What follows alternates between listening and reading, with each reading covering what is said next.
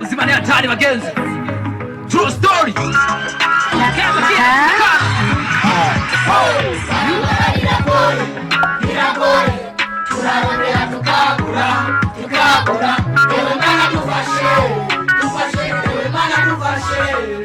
Hiri kwinzara ukubitwa n'imvura. Oh bagenzi n'amayobera kuva muri nzero n'ifuku mufuku kugeza ruhuma sayiro nitanyene. Oh bagenzi n'amayobera ikakwana aho njiye bariruka bakanyagaza amasafuriya n'imutsu. Ikakwana aho njiye bariruka kuwaza na kukubita. Ikakwana aho njiye bariruka kuyumuriza imutsu zanje.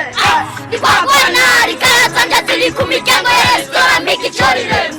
Ariko wande arumijima hazoza umucaro umubabaro haza umuneze. Ingabirano dasagafu tugasangira na dawa na mawe na mujoyi wanje na mushiki wanje na nyokuru wanje na nyoko wanje.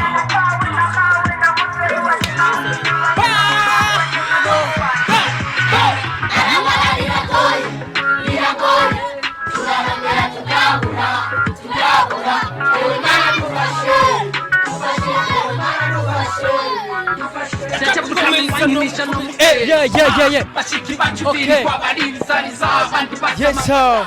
Yes, sir. Okay. Bro, thank you so much. Yes, bakunzi ba Loy TV. Yes, ni Mr. Radio ndakubwira ati I'm back again. Yes, nagatse rero hamwe ndakubwira byinshi muri entertainment, hamwe ndakuzanira aba hitmaker kuri micro ya Loy TV. Already easy gentlemen, kora subscribe right now kugira ngo uzurabona professional interview, uzurabona update news right now. Turi mu Kayanza maze atwagiye kuraba Kayanza Kids simwebwe nyene gamuti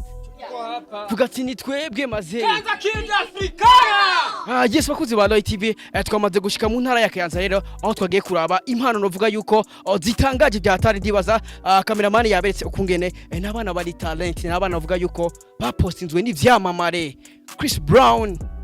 wagwana uruva yuko Diamond Platinums uruva yuko bakoze akazi kadasanzwe namwe mu mazina akomeye cyane ngaha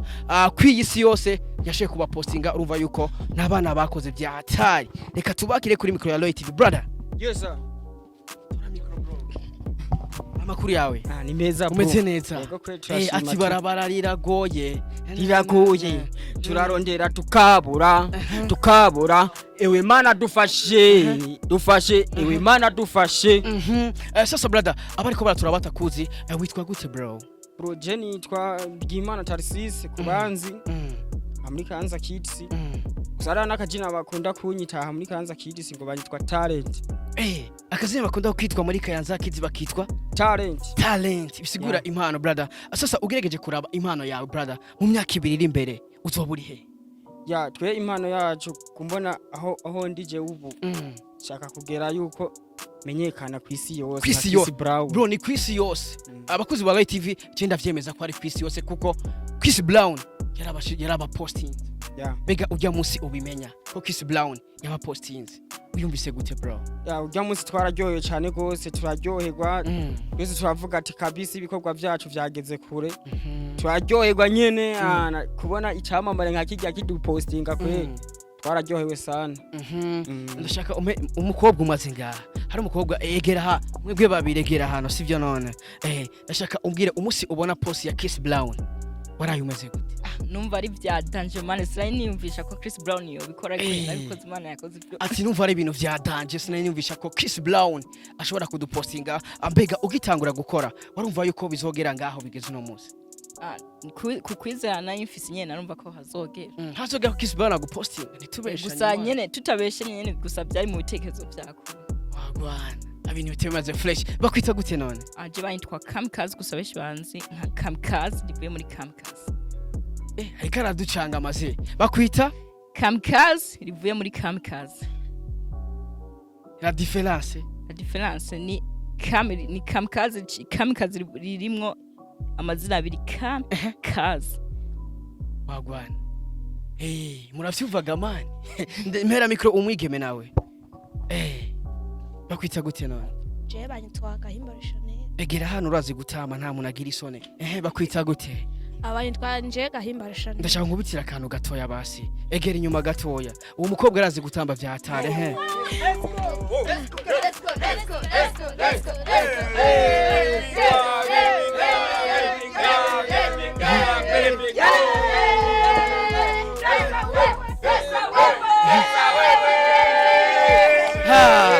Yes bakozi ba Loy TV ndibaza wavyiboneye narakubwiye ko uno mwaka tuzokwereka impano zigiye zitandukanye urabona yuko ari abana bari talented bafise impano mbega umunsi wa mbere utangura gutamba inde yakuza umunsi wa mbere utangura gutamba uvuga ati kabisa ebana je nagiye kwiga gutamba uwanzanye nujya mukuru wacu Lirimana akajambo kamwe kwanza kuri Lirimana warakoze ubwo hano egera hano egera ngaha ndashaka bivuge gose avyumve okay ndashaka je ndashimiye Lirimana nkashimira na Kayanza Kid yose mbega Kayanza Kid urwego rugeze ko uno munsi kubwawe uvyakira gute je ndavyakira fresh uvyakira fresh ati rero ibintu n'amavuta uvuga ati kabisa Lirimana yubahwe novuga yuko Lirimana numwe mu bafasha aba bana kugira ngo bashobore kumenyekana urumva yuko obeshi banamushimira cyane bavuga ati warakoze cyane umunsi wa mbere ntangura gutamba niwe yanzanye urumva yuko ari ibintu bidasanzwe Lirimana welcome brother welcome uyu niwe afasha yes bakozi ba Loy TV uyu ni wasanzwe afasha aba bana ba Kayanza Kids novuga yuko hari ibikorwa byinshi yagiye arakora ku bwabo hari ivyo yabashikanye ko hari ivyo akigwana kugira ngo abashikane ko uno munsi novuga yuko hari nabamwe mu bavyeyi babo twakoreje ibiganiro barashima ukungene umu brother akomeza kubafasha sasa brother kubatakuzi brother je banyita Lilman aka Magneto gusa beshi bazi kuzira rya Lilman sasa brother je ndashaka kwanza dusubira inyuma gato ya muri story kuko novuga yuko gutanguza ikintu nk'iki hari beshi baguca intege hari beshi baguye ati brother ivyo bintu ugiyemo ntibishoboka ivyo ugiyemo ntibikunda gutanguza ino team kubgawe byari bivuze iki bro gutangiza ino team nyene byari ibintu nyene gusa nyene ikintu iyo gishizemo ubwoba ntikigera kure gusa iyo ushize ubwoba inyuma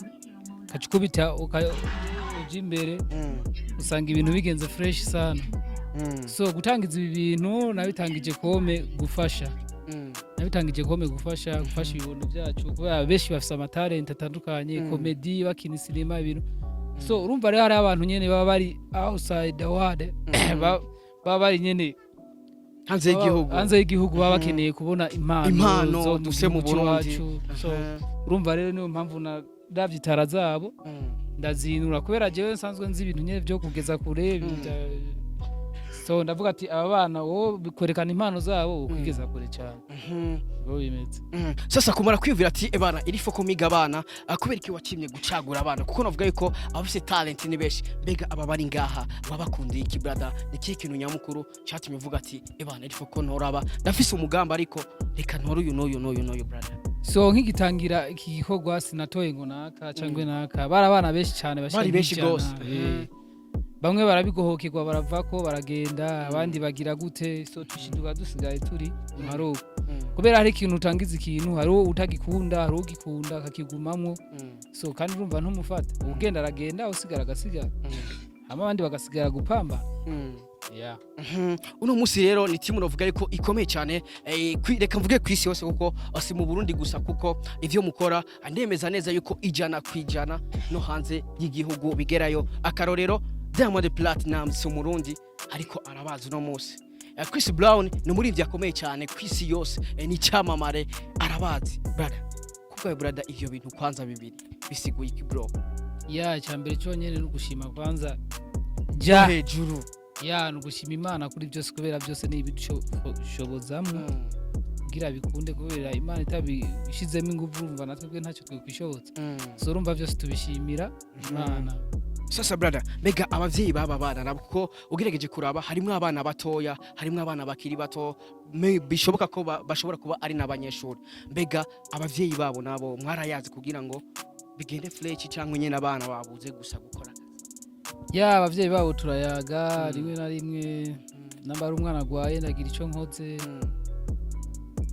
turayaga turafashanya kurera urumva nero kuyaga n'abavyeyi babo. Sasa brother ndafise n'amakuru abwira yuko hari n'abavyeyi babo bubakiye amazu papa ya ega amazu twarayubatse gusa ntabwo arahera arahera gusa turacyabura ibintu bimwe na bimwe niyarangira bazobibona abavyeyi tuzobaha nyine baje kubamo n'abana babo twarazubatse kabisa naho tutubatse nini cyane gusa rero uko dushoboye twarabigerageje.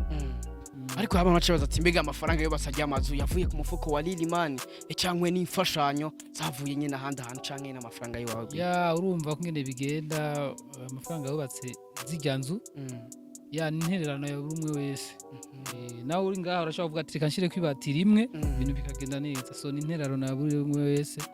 kugira baronka aho baba. Sasa Lilimani aba bana bawe ugerageje kuraba talent bafise kuko ni talent ili big ni talent itoroshe ni talent novuga yuko iremereye cyane ugerageje kuraba aba bana bawe nko mu myaka iri imbere ubashira kuri step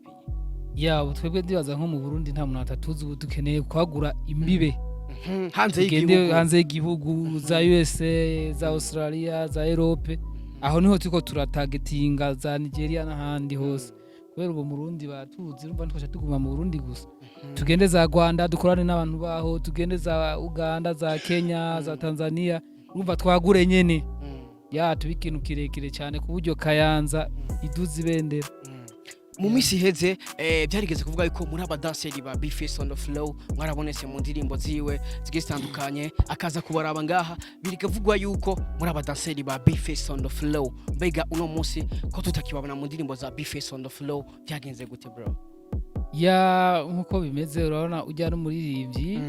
ya no muririmbyi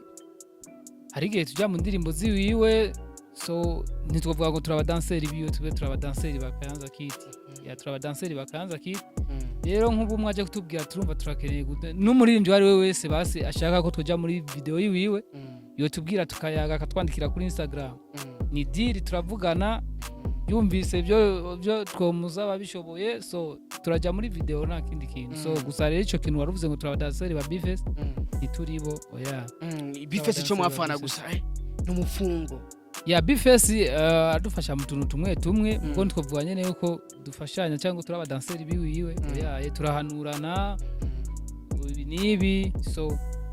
no vuga ko ari kompatana n'umugenzi nyene wacu aradufana n'umufana w'iwacu kabisa arabafana nange muramufana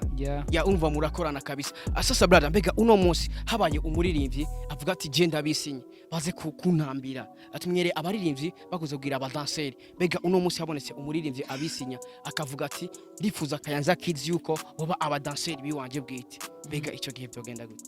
Abantu cyo ko nicho pass basikia Lilimani ati nivyo kunda kweki bitokunda papa bari byo kunda twebwe komsa turi band kandi turi band y'abana beshi so urumva ari turi band y'abana beshi urumva nta kuntu just numva ko ngene yotu akabaterura mwese uvuga ati yo band yose ya Kayanza Kid ndashaka kuba danseri Kiza ari nka Kiss Brown ngaho twakwemeye basikia Lilimani ati kirese ari nka Kiss Brown cyangwa undi muririmbyi wo mukanza nyene wo mu underground tu utwomwemerera mugabo abari hejuru oya bakozi ba Loy TV ibintu biracangana umva nkari no Gini Fresh n'abandi nyene bo mukanza nyene bakijizo n'abandi abo ni fresh sana brother akubereki uvuze yuko abarinzi bari hejuru mutokwemera ariko abarinzi baba underground mwokwemera kubereki kubera abari hasi nibo basi ntibarazamuka none umva tugiye ko aba yamenyekanye umva tuba tuko turakora iki mugo ugiye kujya aba ari hasi muraduzanya kandi ugasanga murakoze ikintu cyiza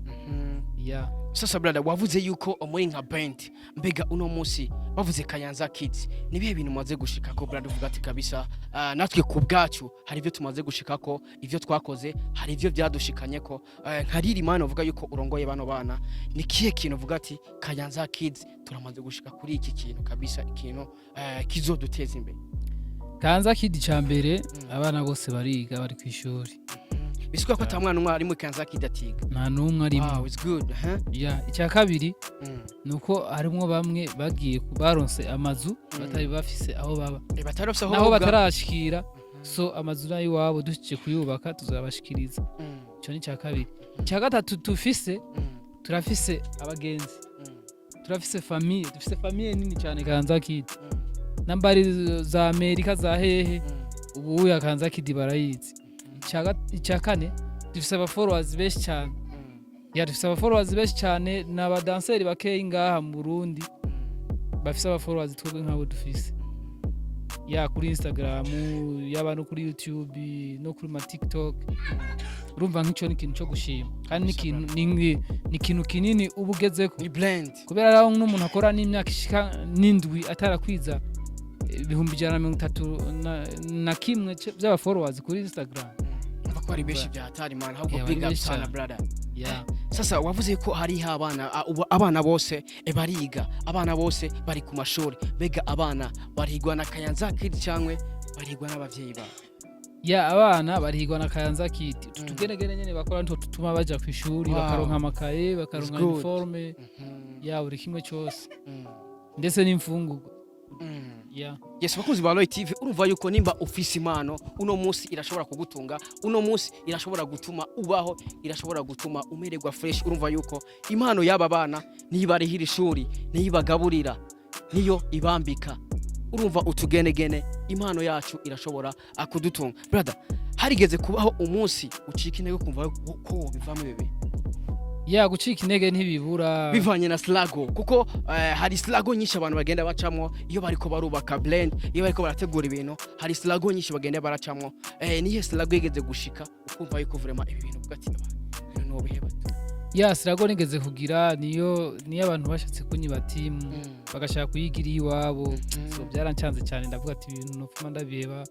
cyo usanga nk'umwana ari ko ramufasha ikintu uri ko ramusohorera songe yabonye ko yamenyekanye ugasanga ari karagira ibintu bitajyanye so cyomva nyene biko biraguca intege nyene ukuntu kumva nyene umenga nyene uhagarika ya iyo ugize ikintu kiguca intege rero hari ikindi kiguha courage ikintu caguteye energy yo kubikomeza kugeza uno munsi navuga yuko mugeze kuri step ishimishije niki ya jewe ikintu kiba iyo ncitse intege kica kima courage sana nuko mbavuga ati one day bizoshoboka kandi urumva nta kazi kabura mu challenges urumva nta bintu byo guma bigenda neza gusa so hariho party yo kugenda nabi na party yo kugenda neza so ibyo byose rero umenya kumwe nugira iki upambana navyo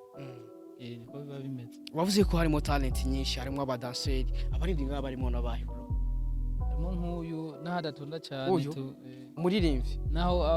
ni umuririmbyi arazi kuririmba gusa rero nta ngumva bishiramo cyane ntiyegera abantu bakuze ngo bamugire inama ngo bize gute bisuka ko ari umuririmbyi mwe gusa ni benshi barazi kuririmba abandi n'abazi kuririmba uyu umudemo murazi gutamba byatari barabizi gose vipi sasa umudemo murazi gutamba byatari nimba muzi kumukunda kuri ama clip gusa bose bari talented bro bose bari talented barabizi maze kumuteye ubwoba man bro kuyapa basi man kuyapa bro umujamana mu kujyana n'uwa mbere mu kujyana uyu yani biro 10 nyene nabwo ngahaye aba yabuze umujamana ngo arajya uzomubona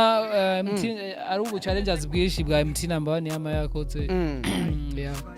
ubu challenge bwa MT number 1 bwo kujya yama yabukoze bw'ubugari bw'ibiki ibintu babukora mba niwe gisambo rero mufise nyamuri Magia kabisa gute Magia Magia kugira ibiro bingahe man ibiro vuga kabisa cyemba nabutse ibiro robo nusu robo nusu nasema robo nusu bize robo nusu njya robo nusu yonyine iduke rwose ujya robo nusu mwana uri kurancanga wallahi urancabirana robo nusu urumva nitwa njya dukeya robo nusu bakwita gute sasa je bayitwa majya ko ari ujya byatari ngamwe wapi mbere wasanga je njya dukeya kabisa je tuno dukeya kabisa. Sasa brother kuba uri muri no mujyango navuga yuko ugerageje kuraba ni timu novuga yuko obisa nkaho mufitanye urukundo ugerageje kura kumwene babanye urano yuko babanye neza brother mbega muri no mujyango kubgawe ubishimira gute je umujyango kabisa ndabashimira neza ndabashimira neza urumva utuma ubwira interi intege kandi ugatuma tubana neza n'abantu baturi kumwe kandi umva nyine kare unyizana tekinike nyine twishi two kurya umva nayo tekinike twishi two kurya kujya bigaca bikuzanira umusaruro kujya naho bica binzanira umusaruro nyine oya subiramo bro ukwiza udutekinike twishi two kurya bigatuma njya mu myanya myinshi itandukanye Karo gace navyibuha. Kandi nkaca ndanavyibuha hano amatama atavuye gamara. Bakozi ba Roy TV n'abantu bafite impano yitwa ko tubashigikira narakubwiye ati uno mwaka tukuzokuzanira impano nyinshi uranye ko twatembereye mu ntara ya Kayanza kugira ngo tukuzanire eza mpano wamubona kuri mu ma challenge agiye atandukanye mu baririmbyi ba Diamond Platinum ba Chris Brown n'abandi benshi giye batandukanye ba AD Kenzo ba Ivabula Van bwatagihari navuga ko baramukoreye challenge kugira navuga ati respect. Kwanza big up sana bro kuba warumvire kino cyumviro navuga ko ni cyumviro kimeze fresh sasa brother. Uno musi rero hari abavyeyi bamwe na bamwe brother usanga abana bafise impano usanga babanira vyatari. Bega abavyeyi bameze ko brother niki kino babwira nk'umuntu avuga yuko wamenye yuko impano ishobora kugutunga, impano uno musi ishobora gutuma wiga, impano uno musi ishobora gutuma wambara gahuzu keza brother. Abavyeyi bameze uko niki kino babwira bro. Ya abavyeyi bameze gucyo kino babwira so umwana yafise impano so ntushobora kwimukuramo aho hari abana bakurana impano ugasanga akuze afise impano yiwe akuze afise impano yo gucapa akuze afise impano yo kuririmba so nko hanze dubifatiye nko hanze umwana akiri muto watu bakabona afise impano barashobora kubona ko ishobora kuzomutunga mu buzima bwiwe kubera uyimukuye dufate nk'ubu azi gutamba kacugera ukamushira mu vya mekanike ni wa mwana usanga ibintu atari karabigira neza byanse to ya niyo mpamvu rero nko hanze umwana akiri mutoya abonye agira afise akantu kakagenegene tu azi bacamushana ku ishuri ry'iki y'ivyo bintu kubera impano basi nuko nyene ngaha mu Burundi batarabitahura gusa hanze y'igihugu turabiye kuri ba Ghetto Kid n'abandi so impano zabo zirabatunze baratunze famille zabo kubera nko gutamba dufate akarorero nko gutamba nk'abajya abapeti ba Ghetto baratunze famille zabo nabo nyene baritunze bararihirwa amashuri so bageze ku ntambwe iteye ubwoba kubera iki kubera impano yabo yo gutamba so umuvyeyi urumva abonye umwana afise impano akaciza aramubuza arigiye ko musa ico abari karamuhindiramwo umwana atari cyo kiba kizomutunga bacu usanga ari karatungwa n'impano yiwe ya kabisa bro dusubima gatoya brother wavuze yuko hari n'abana biga uvuga ati nta mwana numwe ngaha atiga bose impano yabo yarabasubije ku ishuri impano yabo uno munsi yatuma bafungura sasa gutamba naho turazi ko bitwara umwanya munini brother mbega gukutamba umwanya wa repetition n'umwanya wo kwiga bica bihura gute bro ya urumva gutamba dufate nk'ubu indwi yo kuja ku ishuri baba bafite iminsi 5 so mwe minsi yo kuja ku ishuri so mwe minsi 5 haro abiga mu mashuri akuzakuze urumva rero bamwe abiga mu primaire tuca tubabwira ati samedi dimanche bariho batonda abakuze nabo rimwe tugakora lendi dusubira tugakora no kwa kane na samedi na dimanche yani ko biba bimeze yes bakozi ba Roy TV urumva yuko ibintu ali good brother mbega uno munsi hari abantu benshi beruganiza ama concert hari benshi bategura ibiteramo mbega nk'umuntu yogaza igiteramo yifuza gukorana namwe acabaronka bigenze gutega bro yifuza gukorana igiteramo na twebwe ashobora kutwandikira kuri Instagram yacu hama tukamubwira ibikenewe mugihurije ko tugihurije ko fresh tutagihurije ko naho wicil sasa brother mu kurangiza kiganiro ndashaka ugire ubutumwa umpera abantu bafise impano ariko batifuza kuzigaragaza bro. Hari abantu baba bafise impano ugasanga nk'abavyeyi babo barababanira ugasanga nk'abavyeyi babo barakaze ugasanga nk'umwana iyo mpano yo urayimubujije kumusanga nk'ubu ageze kure niyo yo mutunga so bareke abana baba bafise impano bazigaragaze babareke babahanura buke buke gusa impano yo ayikora usanga ari fresh ari gihe ageze kure ugaca usanga irikira mutunga ugasanga atunze na famille yiwe kubera iyo mpano kabisa. Merci beaucoup bro, reka ndagushimiye ko mwaduhaye time. Nakubwiye ati right now turi mu ntara ya Kayanza, baba petit bafise talent y'ibisazi, bamwe wamubona bashwanyaguza ati nabanyene simwebwe nyene gamuti muca mubonera kuri wa mukobwa kuyapa ba umudema arazi gutamba man bigapsana maze muri abantu babasaza cyane. Reka ndabashimire bro, bwati ebana imbere ni fresh wagwa. Yes bakuzi ba Loy TV, reka ndagushimire bakurikiranye kino kiganiro. Ntiwibagire gukora subscribe right now kugira ngo uzurabona professional interview, uzurabona update news. Nakubwiye ati uno mwaka dufise akazi kenshi. Mr Radio kuva kuri Loy TV, we love you so much. Dusubire ubutaha. Ntiwibagire subscribe, we love you so much. Kayanza Kids Africana, we love you so much.